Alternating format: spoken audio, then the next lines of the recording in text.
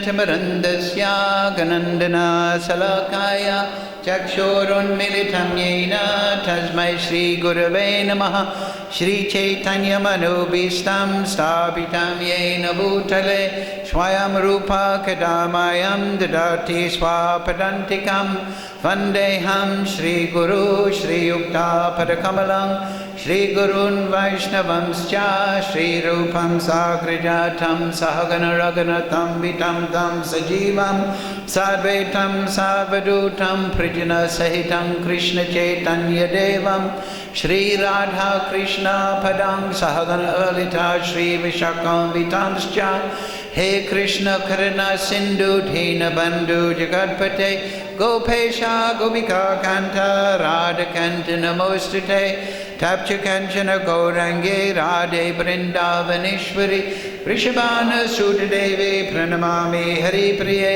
Vanchakalpa Dharubhyascha Kripa Sindhu Bevacha Patitanam Pavnebhyo Vaishnavebhyo Namo Namaha Shri Krishna Chaitanya Prabhu Nityananda Shri Advaita Gadadhara Shri Vasadi Gaura Bhakta Vrinda Hare Krishna, Krishna Krishna, Hare Hare, Hare Ram, Ram Ram, Hare Hare.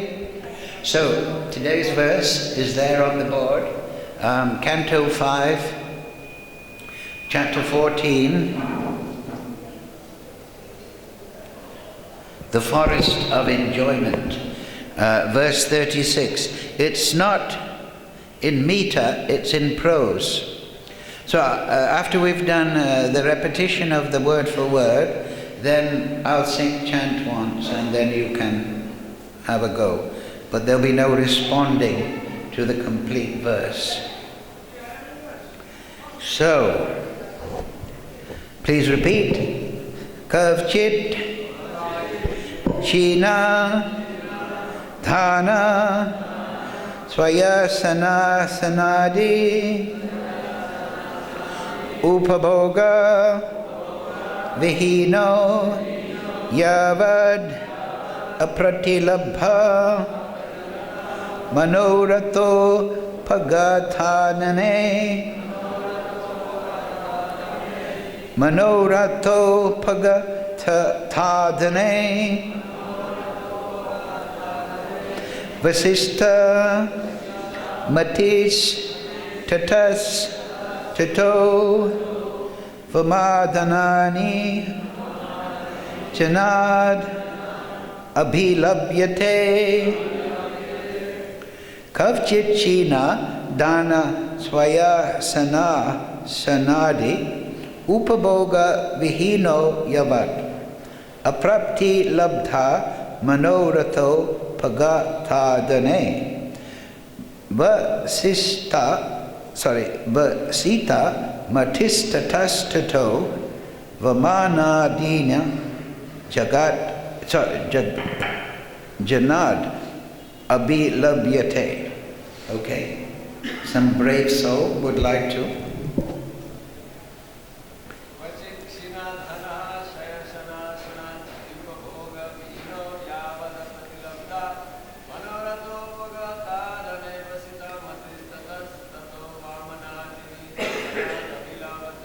Very nice, very nice. Anybody else?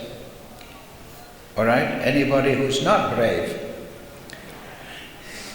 become brave. Yes, Mark. Trembling on the brink.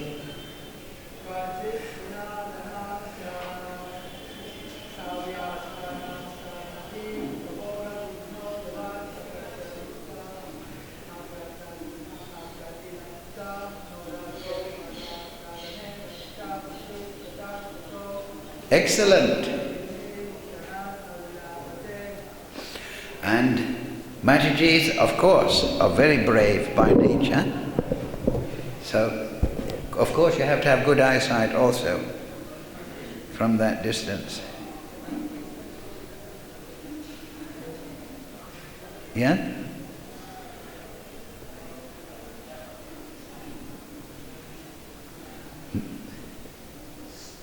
Okay. Later,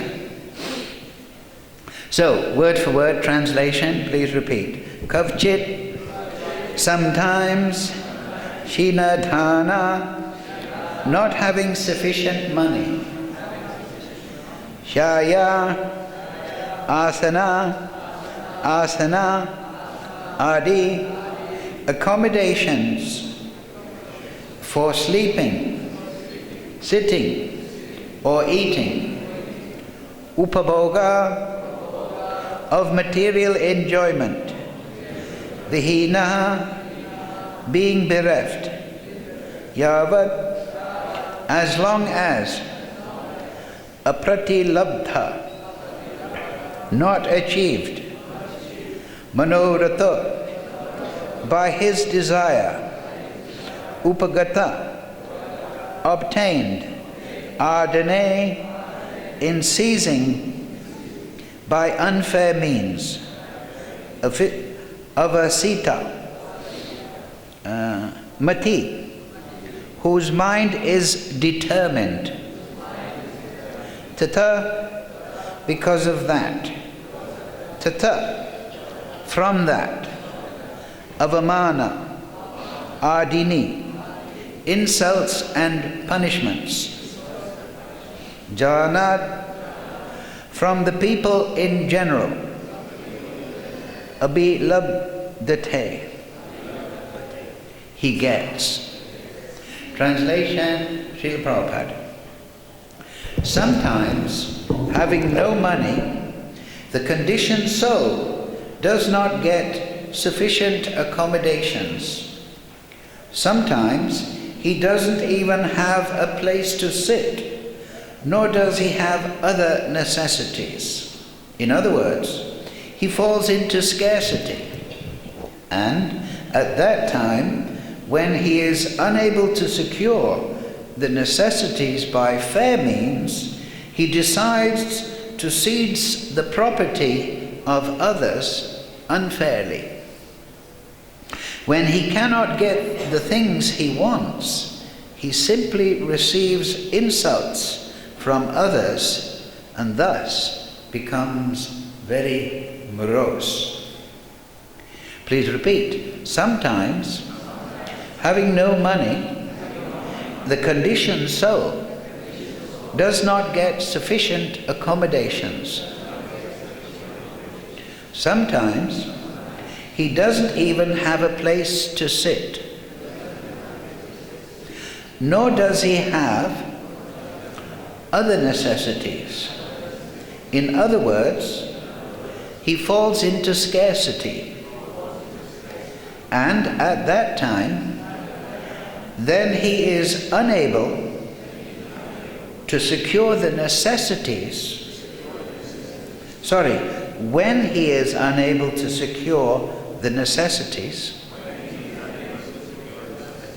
by fair means, he decides to seize the property of others unfairly. When he cannot get the things he wants, he simply receives insults from others and thus becomes very morose. Purport, Srila Prabhupada. It is said that necessity knows no law. When the conditioned soul needs money to acquire life's bare necessities, he adopts any means. He begs, borrows, or steals. Instead of receiving these things, he is insulted and chastised. Unless one is very organized, one cannot accumulate riches by unfair means. Even if one acquires riches by unfair means, he cannot avoid punishment and insult from the government or the general populace. There are many instances of important people's embezzling money, getting caught, and being put in prison. One may be able to avoid the punishment of prison, but one cannot avoid the punishment of the Supreme Personality of the Godhead. who works through the agency of material nature.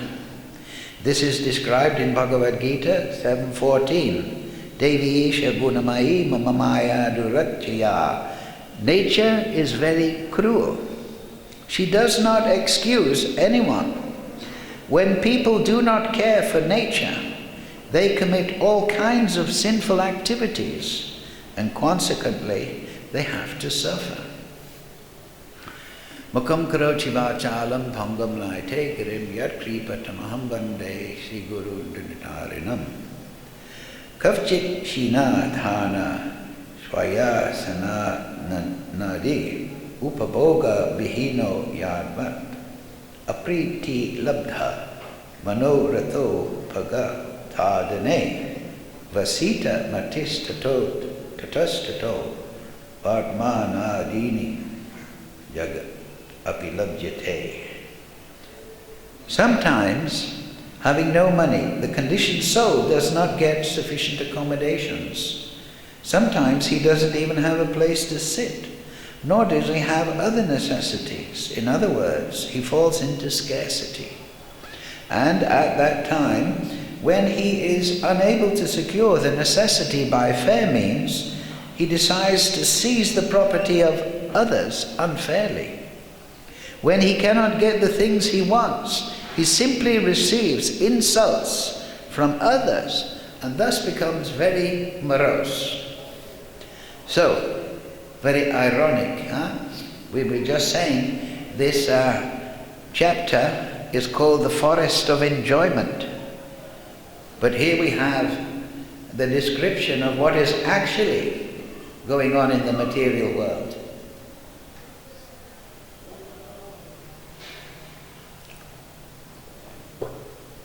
What is that verse? Abhrama bhuvanaloka purnar avachinarjuna. That Arjuna, Krishna says, this material world, all places are places of misery. Even Brahmalok, which avoids the partial devastations, even Brahmalok is a place of death. Because Lord Brahma, we know from the Bhagavatam that Lord Brahma is now 50 years old. He lives for 100 years. But not these earth years. All the learned pandits here will know that Lord Brahma's life is 311 trillion and so many billion years by our calculation on this earth planet. So that means he's about 160 million years old. But still, he must leave his situation. He is the engineer, secondary engineer of the universe on behalf of Krishna. Just like Prabhupada mentioned, Krishna acts through material nature. So, somebody adjust the volume on the mic. It's too high. It's feedbacking. Just a little. Take the edge off. So Lord Brahma even is subject to birth and death. What to speak of what happens between birth and death? Adidevik, Adhyatmik, Adibhotik. Here we see that the specific mention is of money. Of course, on this earth planet, we have plastic and brass money and paper money. But this is not the situation in the higher planetary systems. They are not in anxiety for money because through their punya, they're experiencing great opulence, material opulence. But even that must come to an end. Shine punya, martya loka. They have to come down to this cycle of birth and death. This is called martya loka because death is very much evident. Here, maximum 100 years, practically speaking. But mostly people are now dying 50, 60, 70, 80. Like a moment. Every time you see an old man, you should remember he was once a young man. Because we think in eternal terms, we think this person is an old man, this is a young man. But that young man will become an old man. And that old man was once a young man, throwing stones at the monkeys. So, everything is in a very rapid flux on Martyaloka. But it is considered the greatest place, because in this situation, in this difficult situation, we're not distracted by enjoyment. We're not in the lower planetary systems where people are being purified of their sinful activities. Here, there is a balance. Sense enjoyment is not really possible in these material bodies to any great extent. If we can run 100 meters, we think that's a wonderful thing. If we can lift a few kilos, we think we're a great man. But what about the gorillas, the elephants? All day they're lifting trees. A bird, they fly thousands of miles when there's a change of weather. Dogs, horses, they can run for great distances. But we say, oh, it's Olympic champion. He can run 10 miles or something like that. Very restricted amount. And to do that, to run, say, in the marathon 20 or 26 kilometers or whatever it is now, we have to train so long, so long. It is not an automatic function of the body. And then the monkeys, the pigeons, they're having sex life all day. But a man, not possible. This material body, the human on the Martyaloka, is not meant for sense gratification.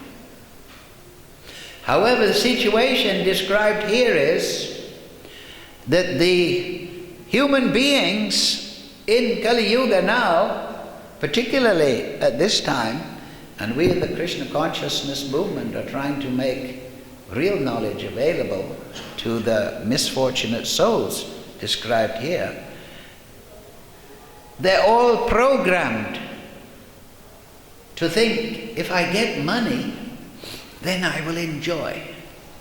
But as Prabhupada very keenly pointed out, that you may have $1 billion,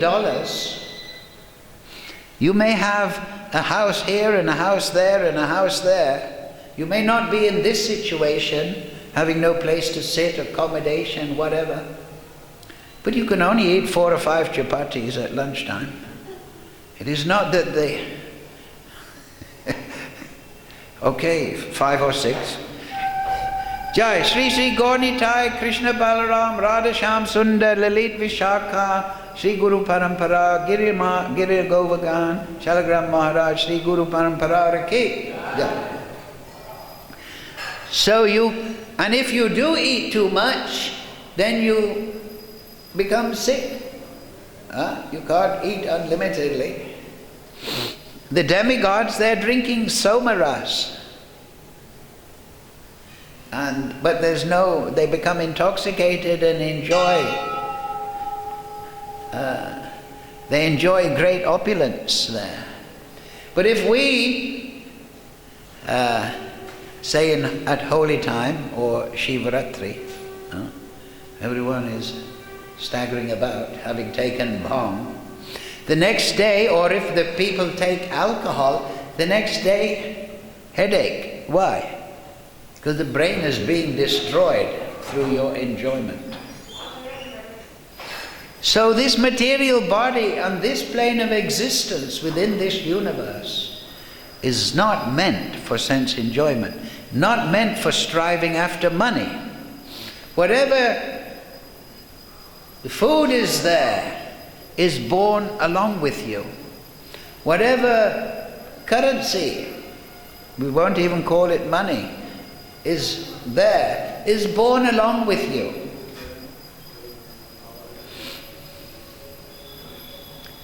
So, acharyas, shastra, they do not teach this attitude towards life for the human being. They should strive. What is it? The start of the Brahma Samhita. Atato Brahma Jignas. Atato means now. Now various interpretations, but all on the same point. Now that you have a human body, Brahma Jignas, inquire into that which is supreme. Your money, your air, the water, that is there, born along with you. Use those things in a moderate, healthy manner, but train your mind, train your attitude, train your children, train your society to Brahma Jignas. Shravanam, Kirtanam, Vishnu, Smaranam, Bharasevanam, Achanam, Vandanam. This is how Navavida Bhakti, how in Kali Yuga Brahman is realized, is inquired into. You should hear the message of Bhagavad Purana, Puranaka Dunodita. It is specially constructed, the essence of all Vedic literature. It is the natural commentary of Veda Vyas upon the Vedanta Sutra. Study this knowledge, study Bhagavad Gita, then study Chaitanya Charitamrita, learn the process of Sambandha Avideya Prayojan, and perfect your life in this way. And through all these activities, chant Hare Krishna, Krishna Krishna, Hare Hare, Hare Ram, Ram Ram, Hare Hare. What does Lord Chaitanya say? This Sankirtan Yajna is the very life of transcendental knowledge. Just like a doctor sees a body, which one is dead and which one is alive. The one that's alive has a soul. The soul of transcendental knowledge is Sankirtan Yajna, chanting. This is Kali Yuga. What is that word? Kala Dersha Nidai Rajan Asti Eka Mahat Gunan. Kirtana Deva Krishnasya Mukta Sangha Param Raja.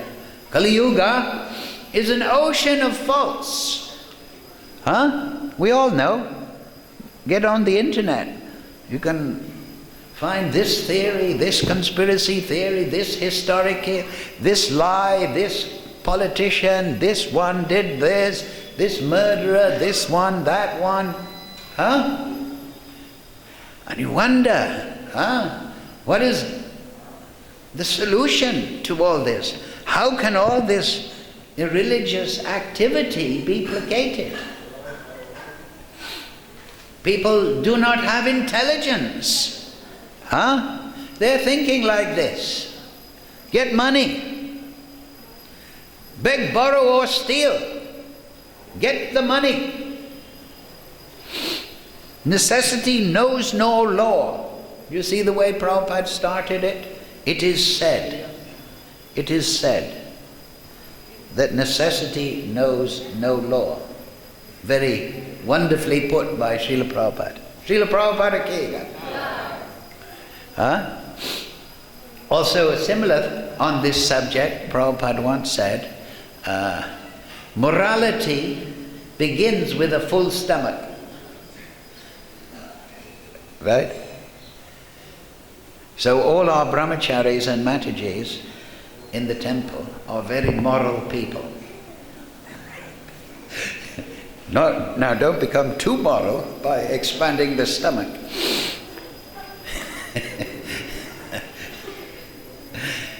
But the point is there. Necessity knows no law. It is said. This is called traditional wisdom. That is, Krishna tells Uddhav in the Uddhav Gita, 11th canto, he says 4 sources of knowledge. They can be divided into Avaroha and Aroha. Avaroha means knowledge that's coming down, descending knowledge from proper authority. That is the problem. Where is the proper authority? Perfect knowledge of things beyond our sensual experience and mind and our ability to analyze and draw conclusions. They have to come down to us. So those two mentioned by Krishna to Uddhava, and while we're on the subject, we should know that different acharyas have divided the sources of knowledge. Sometimes they give 8, but they can be condensed down. Those sources of knowledge are traditional wisdom, like this. It is said, Prabhupada, traditional wisdom, Aitihya, and Shruti. Traditional wisdom is like this, aphorisms. I'm sure you all have them. Fools rush in where angels fear to tread. Look before you leap. Lie down with the dogs. Wake up with the fleas.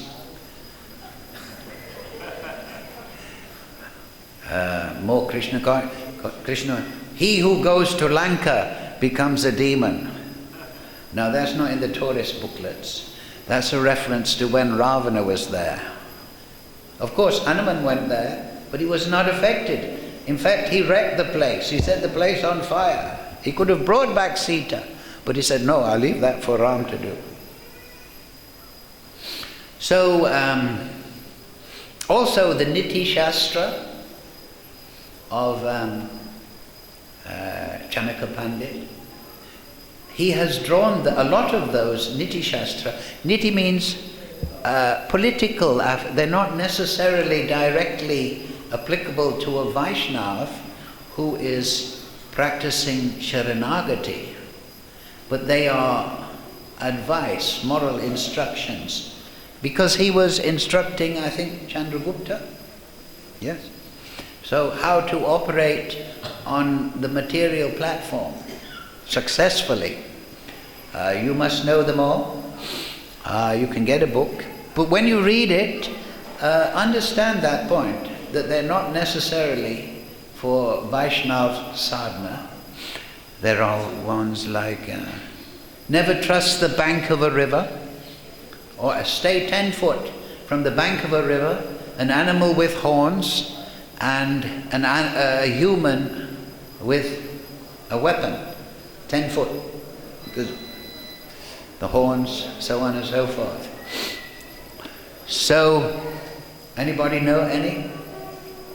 So this is called traditional wisdom. It is passed down through generations. It may not necessarily be immediately described in the Shastra. It may be implicit in the Shastra. Mahabharata is full of these, Yudhisthira Maharaj and so on, speaking to the Yaksha. These things are considered knowledge because they have a self-evident quality of correctness.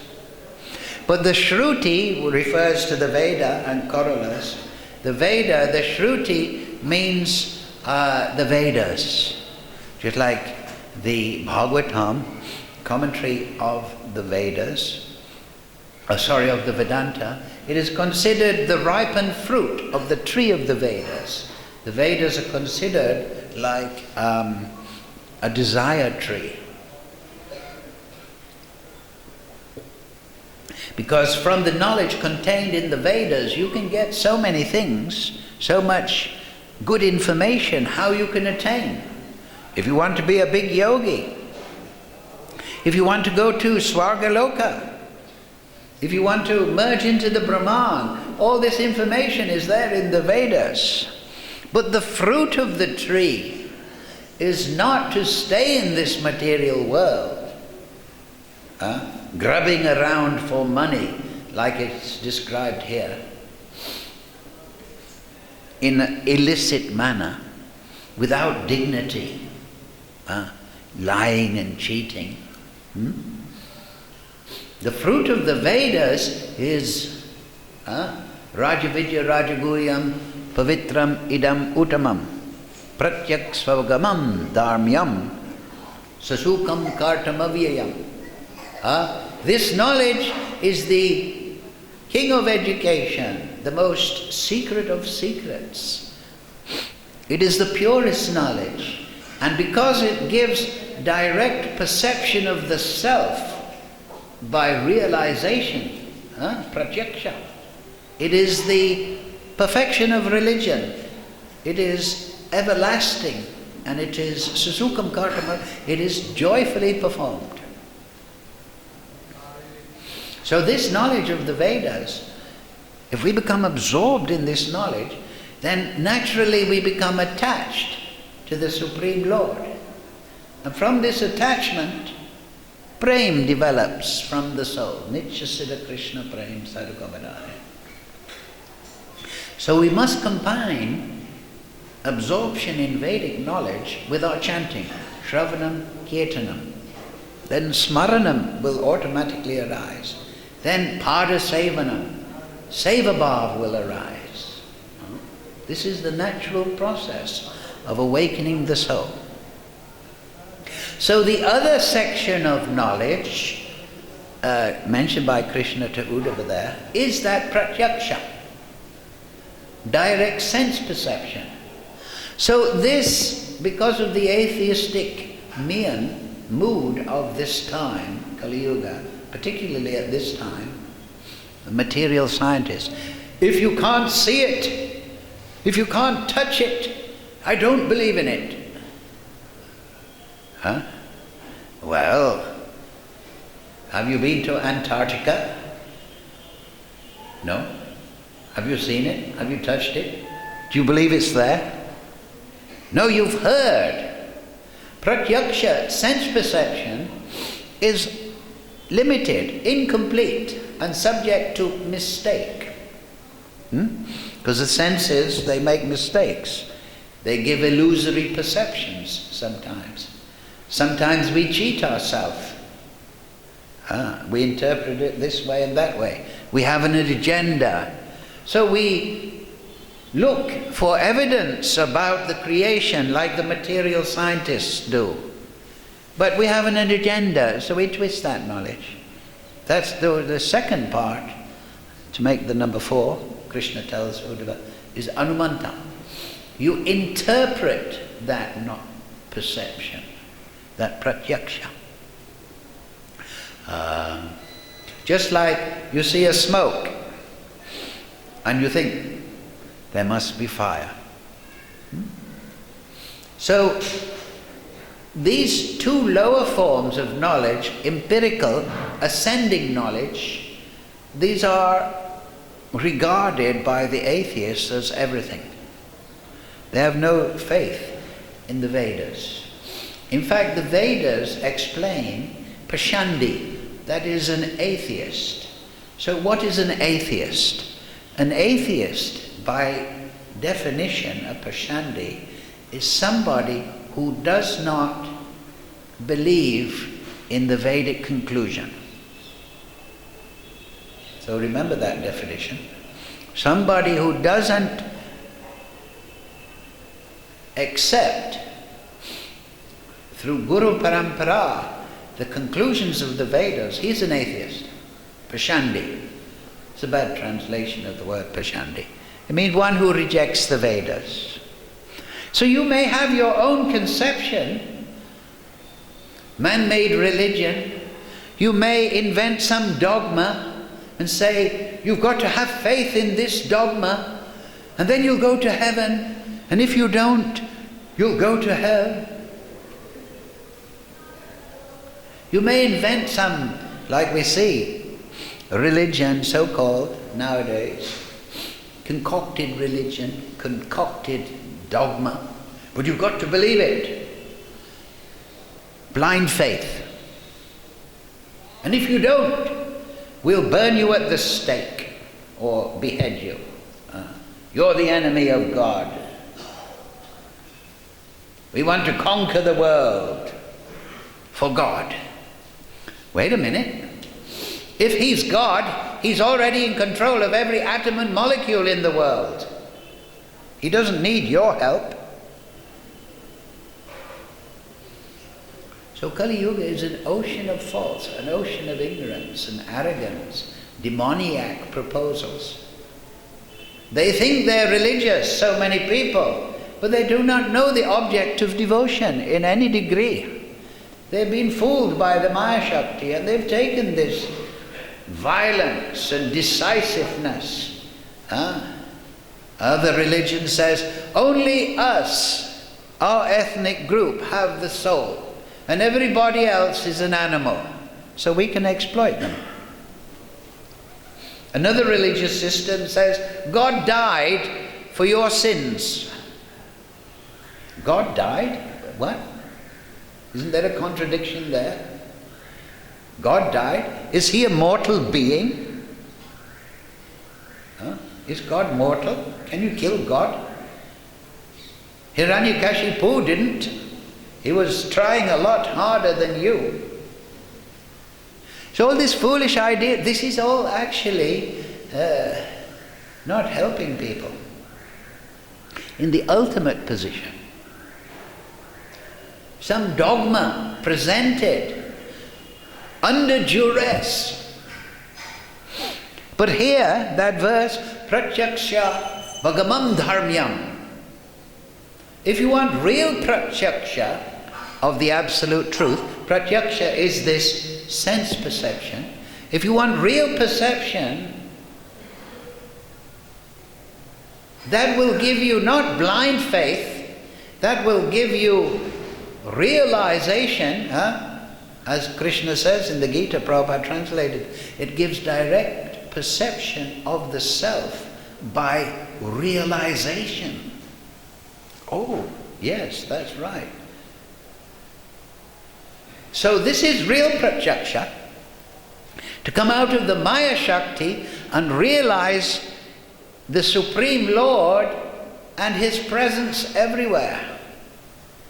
And that is also done by Shravanam Kirtanam Vishnu, chanting Hare Krishna, Krishna Krishna, Hare Hare, Hare Ram, Ram Ram, Hare Hare. And then the people become realized, Sasukam Kartam Avyayam. They feel happy. They don't feel under duress, fanatic, or atheism.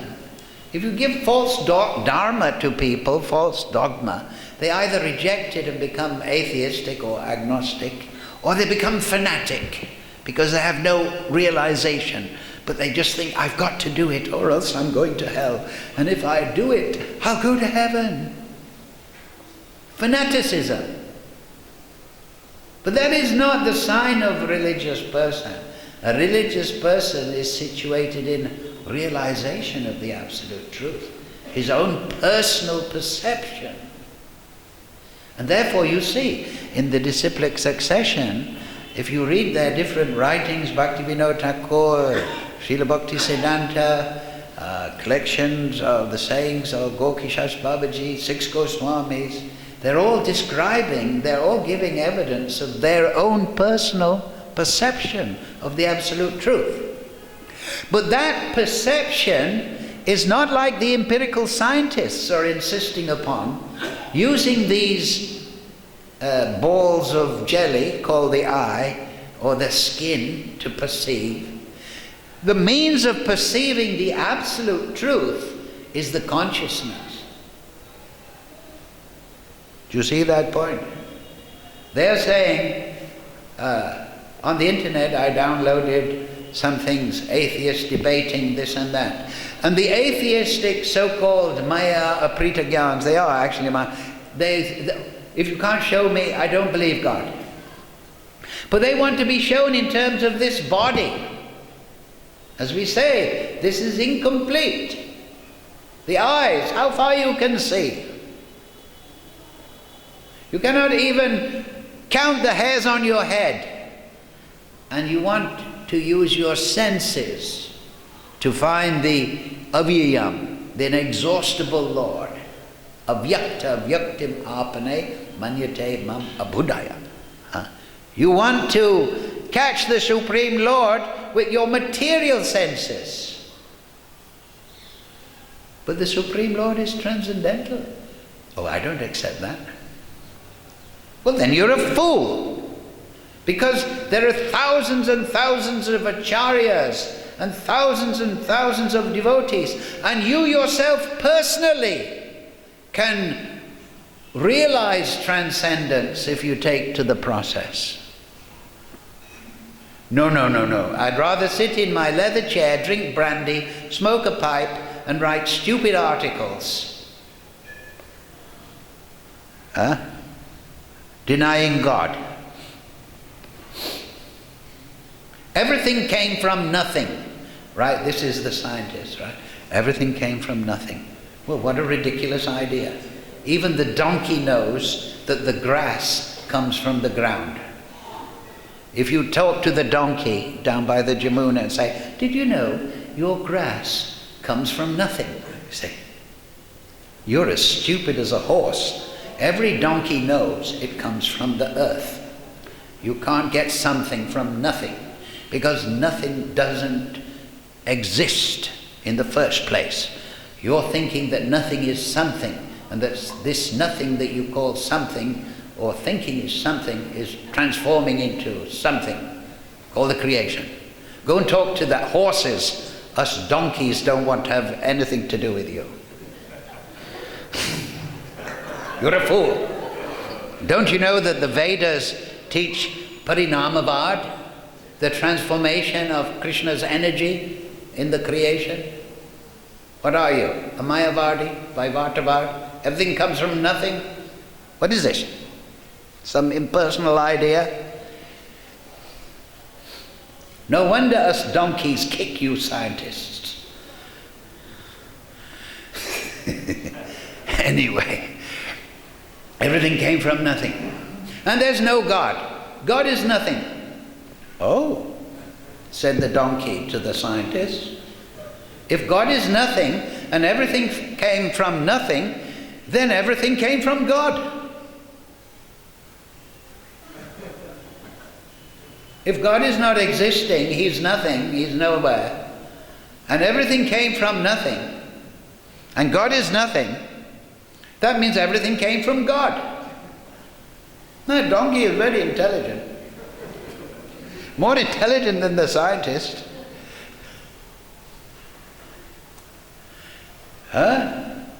Yes, that's correct. God is not existing. Everything came from non-existence. Therefore, everything came from God. So these scientists are actually theists. We'll have to inform them. We should send a donkey to the university and they can explain everything. So anyway, here in today's shloka,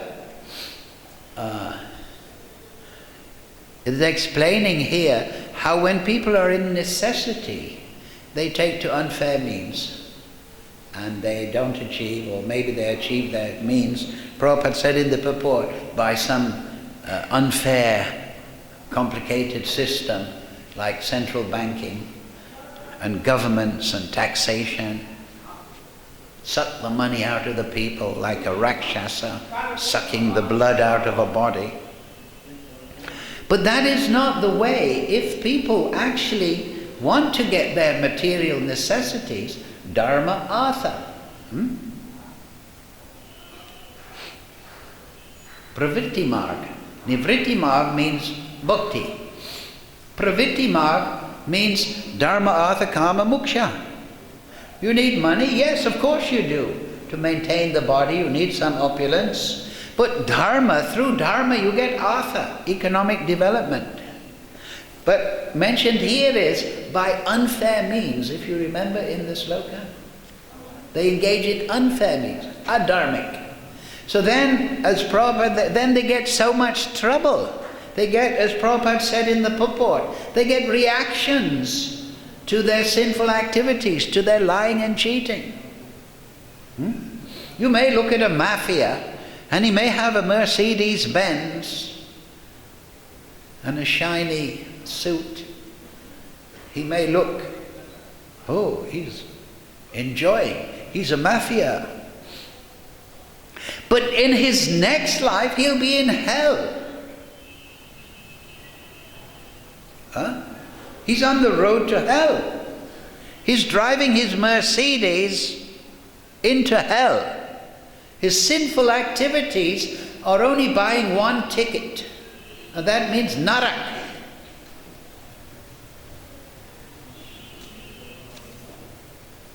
So dharma means, according to your guna karma vibhagasha, everybody has certain propensities. They should then cultivate the guna. A karma, you have some work, you have some propensity. Krishna says in the Gita, what's that verse? Kleshas adhikarascha. Everyone has a right to perform their duty.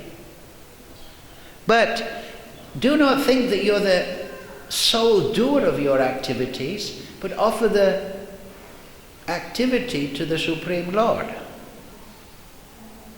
That is the proper use of dharma on the material platform, material propensities. Use your material propensities as an offering to Krishna. Then Artha will come automatically. You don't have to be a liar and a cheat. And that is the proposal nowadays, right? What are the gods nowadays? Pop stars and thieves and this and that. Where is it being advertised? How you should perform your dharma. You should become a moral person, according to Vedic advice, according to Krishna's advice. And that will give you artha by Krishna's grace. Dharma, artha, karma, calm. Then you'll be able to enjoy your senses. But do it in a regulated way. And then, having in a moderate fashion enjoyed your senses, become interested in moksha. But Lord Chaitanya came and he said, Purusha, the real goal is prema. Don't stop with dharma, artha, kama, moksha, or liberation, swinging. I'm enjoying, the pendulum goes this way. Oh, now I want liberation.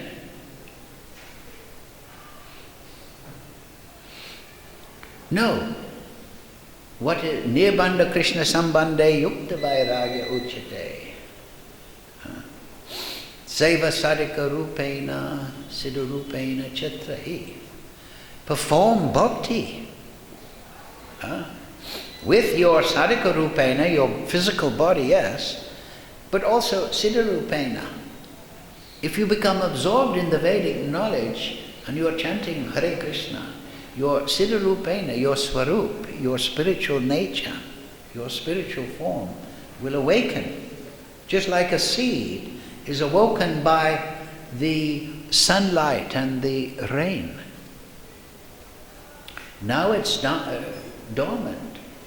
You will pratyaksha vagamandhanam. You will realize the absolute truth. And you become everlastingly and susukam kartam avyayam. You become perfect in realization.